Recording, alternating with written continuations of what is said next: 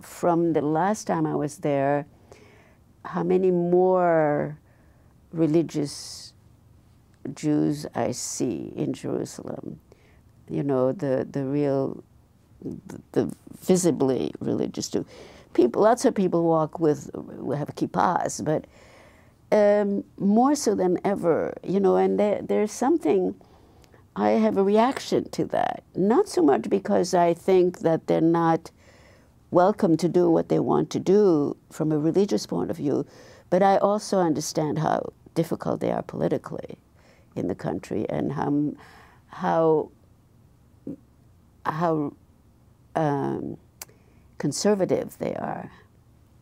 And I'm a bleeding heart liberal, so it gets to me to think that on top of everything, you know, on top of the fact that Israel is now so beleaguered that it also has to fight itself internally.